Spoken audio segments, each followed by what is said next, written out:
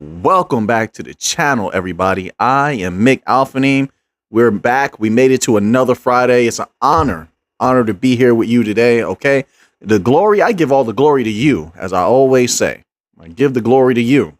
Hope you're all doing well out there. So now, let's get to this article on the cryptobasic.com, and then later on, we're going to take a little mosey on over to the law library. Oh yeah. We're going to learn a little bit more today.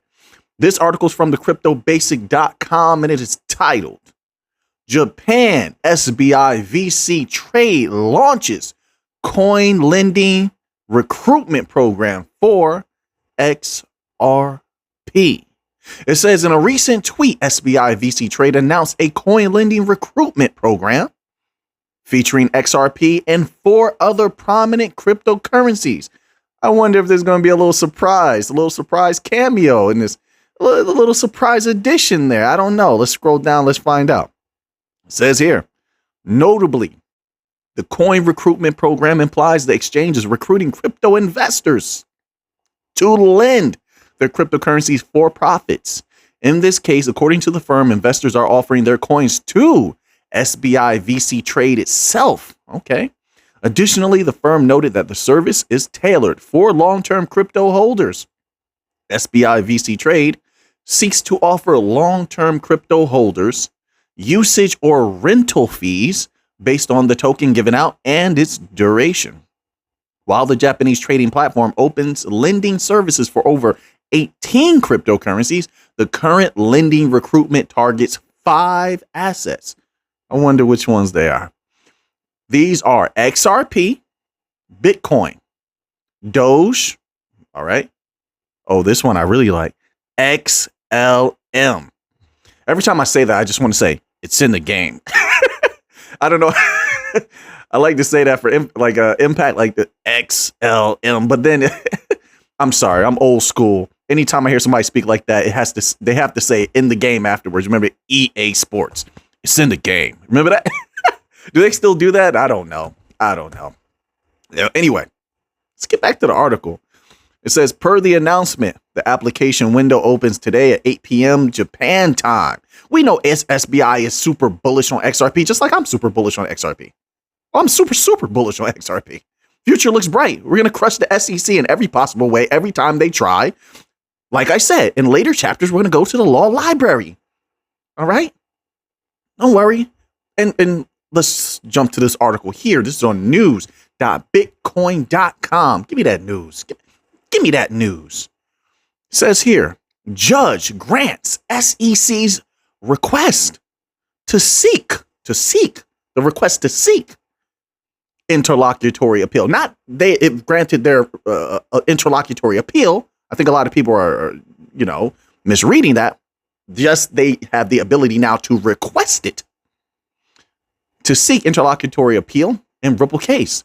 Lawyer, the very esteemed James K. Fallon, clarified on Twitter what Judge Torres has approved.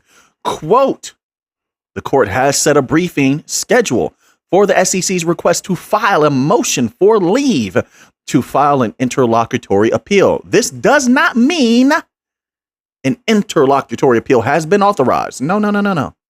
It just means the SEC is allowed to request it, unquote. Now, wait, a while back, I said it would be very disrespectful to the courts. I said that the courts would not like that. It's like they're trying to reach their hand in a cookie jar. No. But you might not want to just take my word for it. So don't worry. We're going to go to a very esteemed and prestigious institution that's going to tell you themselves. And then we're going to become just a little bit more privy on the matter. I like to back up what I say with facts. I do have a little fun here and there. Now, let's continue on. The SEC is not seeking to dispute whether XRP is a security. Let me read that again. The SEC is not seeking to dispute whether XRP is a security. By the way, shout out to Corey. Appreciate you, legend. It is seeking. Shout out to Akuma as well. Shout out to Asti, Blockchain 663. All right. Shout out to Matthew, Lazar Current, Lil Balls, Young Cause, Dr. Slime, Ball Keith. So many legends here. So many epic people here. Shout out to Ronnie, Milo, Crom.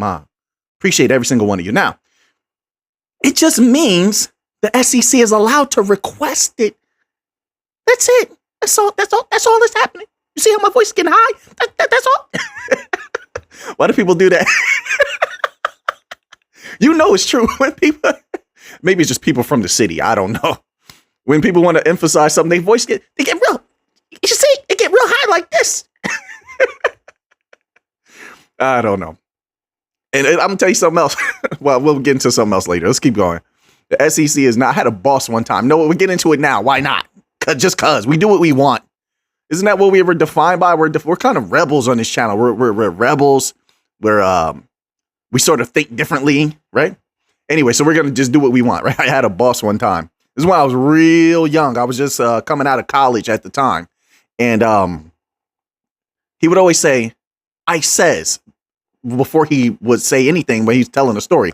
He'd be like, "I was walking into a store." He talked just like this. "I was walking into a store making the guy asked me if I want some bread. I says, yeah, I want 2 loaves, and he gives me back the change, and I says, well, I never questioned it, but I was just like, I always found it interesting. Why does he always say that? I says, and I says, which way is the local donut shop?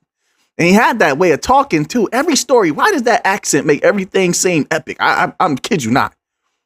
And it's tough too. I don't know what I'm talking about. My random thoughts just popping out my head. Get back to the crypto. What's wrong with you guys? Come on, man. It can't be professional.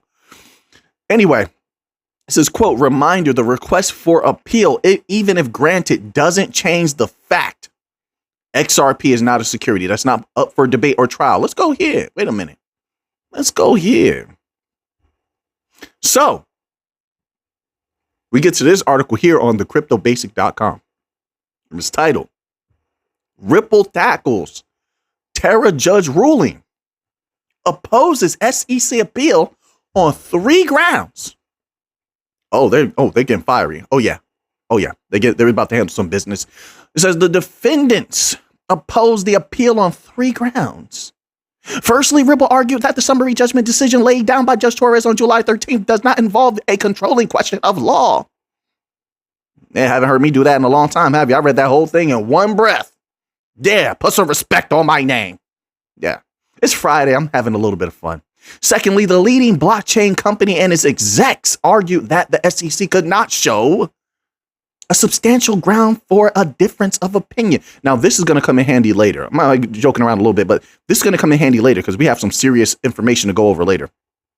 Thirdly, Ripple stated that an immediate appeal by the SEC would not advance the termination of the litigation. It bears mentioning that an interlocutory appeal occurs when a court ruling is appealed while the case is still proceeding. The Ripple lawsuit still has pending issues, the SEC case against Brad Garlinghouse and Chris Larson.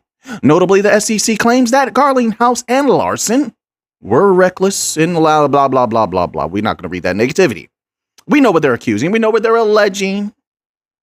They're going to defeat it. Now, let's move on here.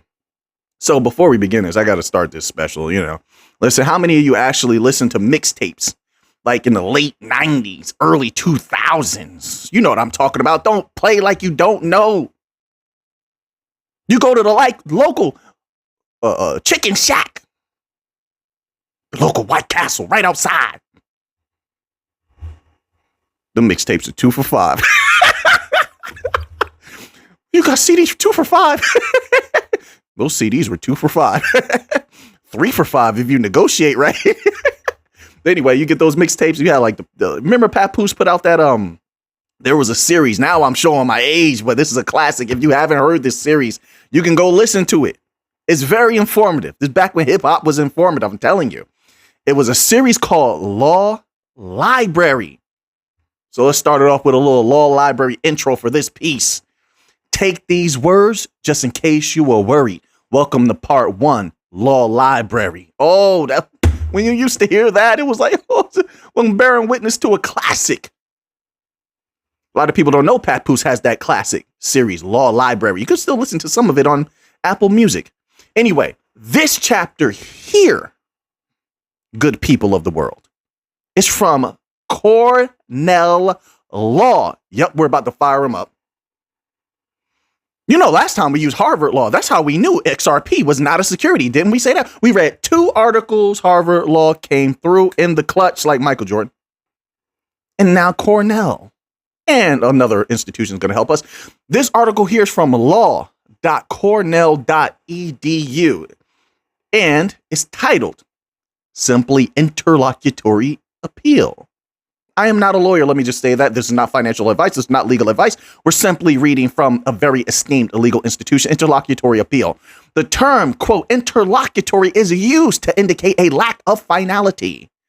An interlocutory appeal is an appeal of a non-final order issued during the course of litigation. The collateral order of doctrine, this is going to be key later. We'll get into this in another video. The collateral order of doctrine, or collateral order doctrine, sets forth the rules for such appeals. So you might want to look into that as well. Interlocutory appeals are extremely rare. We'll get into why later. And a 3-part test determines whether the collateral order exception to res judicata makes an appeal possible.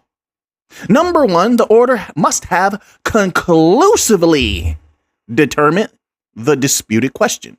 Number 2, the order must, quote, resolve an issue completely separate from the merits of the action, unquote. Number 3, the order must be, quote, effectively unreviewable on appeal from a final judgment, unquote. If you ask me, listening to that, I mean, I could be wrong, but things are looking extremely good for us if they do get approved for interlocutory appeal, which they have not yet. They have only been approved to ask for an interlocutory appeal. Yeah. All right, now let's go here. So now this next document is from upcounsel.com. And the section is titled Appeal Barriers. Well, the article is titled Interlocutory Appeal, but this section is titled Appeal Barriers.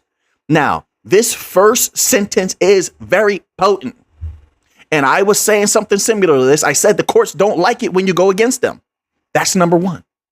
Number 2, the courts will allow something like this so you can go ahead and play yourself the fool. That's number 2.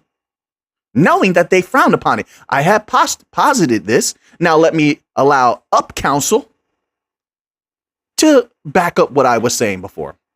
It says, in general, federal and state courts frown. I'm sorry, I'm trying to figure out what a frown is to everybody else. I don't know. Courts frown upon interlocutory appeals due to the preference to resolve cases in a suitable manner, pause, and is disrespectful to the judge. It's saying, oh, the judge got it wrong. The judge doesn't know what they're doing. But, okay, that's just my interpretation. Due to the preference to resolve cases in a suitable manner before the appeal takes place. Oh, I'm about to break my lamp. In some situations, single or multiple parties may suffer irreparable damage if an issue does not get appealed during the pendency of a court case. Interlocutory appeals may be granted, but that's not the case here. There's already one barrier. They don't meet that requirement. 1, the standard in bestowing interlocutory appeals includes that obtaining the judgment overturned during plenary appeal will not fix an issue, or plenary appeal could be unavailable due to the harm caused by an order may not be possible to demonstrate. That's very complicated. I know. But what is going to go through here is a few different barriers. And each one, if you look at what the SEC is doing, they hit each barrier. I do not see this going well for them, but I could be wrong, but I don't see this going well for them at any stage or any case. So once again, I just want to iterate that top piece. In general, federal and state courts frown upon interlocutory appeals. We're going to leave that right there for now. Okay? All right. So we're going to go here to Cointelegraph.com. This article is titled Real World Assets shaping the future of digital asset management with tokenization. We've been hearing a lot about tokenization lately. Oh, also, I think we talked a little bit about that in the last members only video I released. I believe it was yesterday. So make sure you check that one out. That one was potent. Check that out. But they're gearing up. I think what they want the most is tokenization. It's going to unlock all that value, have all that value flowing. That's great for us in the new financial system. If you look at all the key regions that are getting heavy in tokenization, we're there, and we're deep. No matter the conflicts that may be going on, we're there deep, right? Let the conflicts shake out how they may.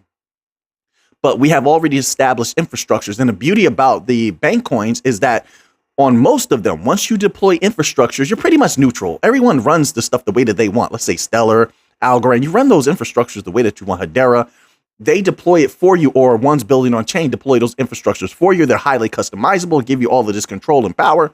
So that's one of the beauties of that, right? So, and then even if, let's say they did not use a bank coin directly, still as the main base for the new financial system, the bank coins and quant as well, still will have that value flowing through them. So what we really need is for the tokenization era to kick off. But let's read this little section here. It's titled "The Challenges of the Token Era." It says, given these benefits, they went over some benefits prior, but we know the benefits of tokenization. It says, it is no wonder the Boston Consulting Group recently conservatively, quote unquote, estimated that the total amount of tokenized illiquid assets could reach $16.1 trillion. And I keep saying to people, like, my word, in time. It's not financial advice, folks. Please do what you want to do. I'm just sharing my thoughts. That's all. I'm not trying to influence you. I'm not an influencer, just a humble researcher, but I do have thoughts and I want to share them.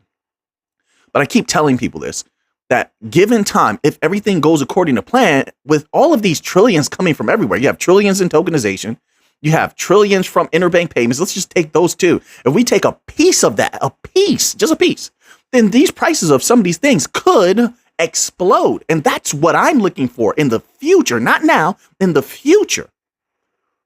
It's still there. We're still moving forward. Sometimes we move a little slower. Sometimes we move a little bit faster. It's up to you what you want to do. For me, I'm hanging in there. I'm staying in there. That's just what I'm doing. No matter what anyone else does, I'm staying in there until I reach where I need to be, where I know we can go. That's just personally what I'm doing. It sounds weird, like personally what I'm doing. Like that's just what I'm doing. It says representing, so $16.1 trillion by the end of the decade, representing, quote, a large chunk of the world's wealth today. Unquote, seismic. They say this again. Then we read articles a few weeks back that said that there was an earthquake, shaking change coming. Seismic changes lie ahead. Maybe I'll use that as the title. I don't know if that's a good title for a video or not. I need a title. It's getting harder and harder to come up with decent, honest titles. I'll tell you that much. It says, but entering this, quote, token era can still be a massive leap into the unknown for cutting edge companies and a daunting process. So now they're giving you a little bit more reason why some companies are dragging their feet. They're trying to explain it to people. Among the benefits of tokenizing real world assets, there is a significant challenge. How can users assess the quality and credibility of token issuers and projects? I think that's simple. You just go where the banks are going, go where the governments are going. Look at what the governments are using. Ripple, Stellar, Algorand. Look where they're talking to. MIT works with Algorand. Come on, now it doesn't get more credible than that. And then you go with those companies, and they have a lot of easeability of use and deployment. I think that's what's going to happen. This is the lack of standardized regulatory framework and the relative newness of blockchain technology. Once again, the bank coins meet all that criteria. We're going closer and closer towards regulatory clarity in the United States. That's number one. We're getting close. Number two, we're good to go in Europe. Algorand is good in Europe. Quant is good in Europe. Ripple is good in Europe. Stellar is good in Europe. We're good in Africa. I mean, so all the key regions, the bank coins are either good to go or they're getting close to it. Correct me if I'm wrong. If you disagree, then I could respect that. It says here, this uncertainty undermines investor confidence, but it should not. Look at if Wisdom Tree is going to use Stellar Franklin Templeton is using Stellar. I think that all you lesser businesses, no disrespect, can use Stellar. If you wanted to, you could use Stellar. No problem. And they just put out that new platform where anybody can build on Stellar and use it. Snap, snap, snap, like just like that, quick like that. So now it says without reliable mechanisms to verify the authenticity of token issuers and their project's viability. So once again, I think we kind of solve all of that. But I understand where they're coming from. See, as Bankcoin holders, we're looking with a tunnel vision at projects that are very, very reputable, esteemed, and credible. But when you're on the outside, you just see an ocean of crypto. And there's so many crypto projects. You're like, what is going on here? It's hard to distinguish. I get that. And that's why educating these companies is very important and reaching out to them is very important. That's how I personally feel. But 16.1 trillion, let's keep that in mind. All right. So now we're going to end off here because one of our greatest subscribers, members, supporters, Akuma. Okay. Akuma. I want to give a shout out to Akuma. That's number one. Appreciate you, Akuma.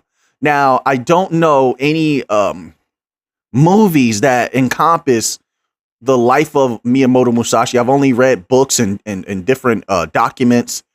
All right. So, but I'm going to just read. I just want to read this duel against the esteemed Sasaki Kojiro.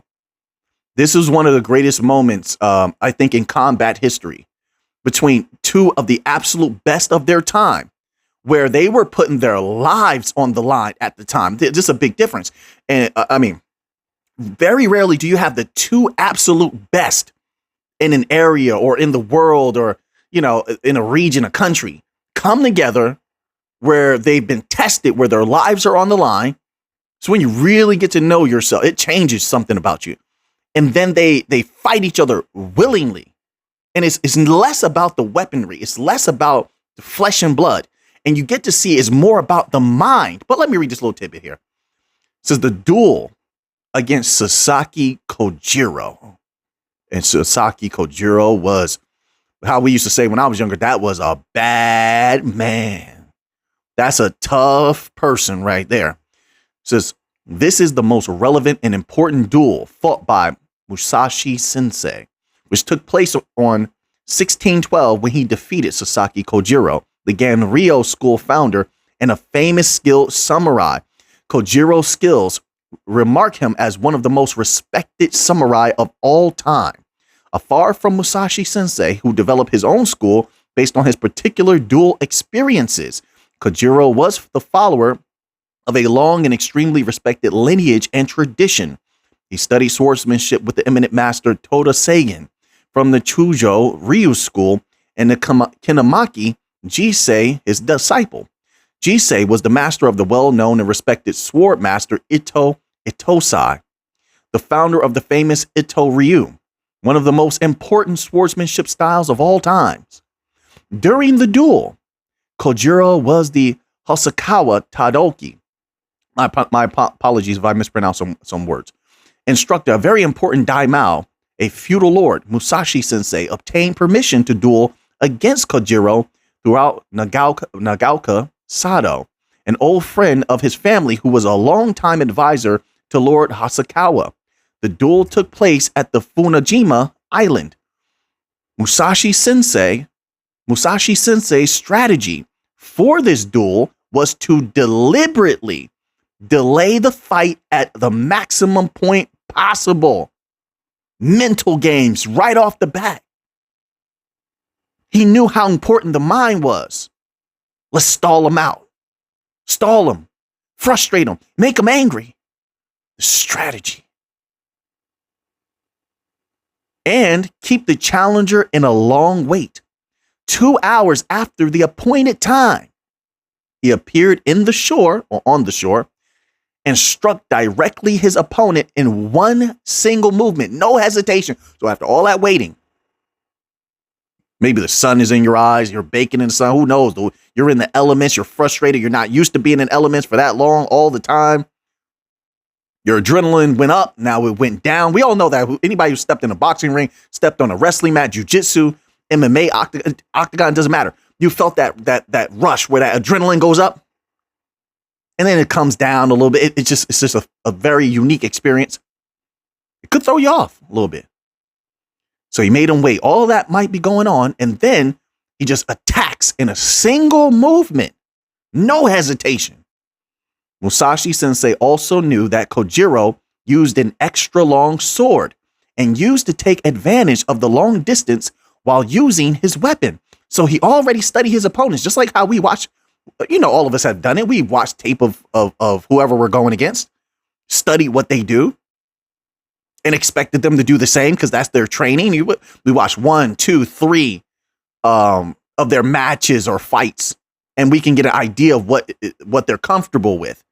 And then we start thinking, how do you make your opponent uncomfortable? This is much more than combat. This has to do with life. You're in those business meetings. You're at your job. Strategy gets you to the top. Strategy gets you the victory. And we're witnessing strategy right here. He's looking beyond the physical. Anyway, it says, he used to take advantage of the long distance while using his weapon. In order to cancel this length advantage, Musashi sensei sculpted a longer wooden bucken and a broken paddle during his travel to the island. So he created something to negate his enemy's power. The fight was very quick and intense. Both struck each other simultaneously. Musashi sensei hit Kojiro in his forehead with a very keen and precise movement. It is recalled that Kojiro's strike reached the headscarf of Musashi sensei, causing a small cut on his forehead. After Kojiro's fall, he tried a second and final strike while on the floor, aiming to hit Musashi's legs, who leapt to avoid this final strike, hitting Kojiro on the hips with an instant fatal knockout that cost Kojiro's life. This is the description, according to witnesses' recalls, of what must have happened during the most famous and celebrated duel of samurai history and recollections. We're going to stop right there for now. So, I mean, I learn a lot from that every time I read it. They say that in a lot of different great moments and also with wisdom teachings, that there's 1,000 different things you can learn from them, 1,000 different meanings you could derive from these things. And I just absorb something different every time I read this story. So anyway, now that you have that information, what are you going to do with it? I know what I'm going to do with it. So until next time, let's get to the money.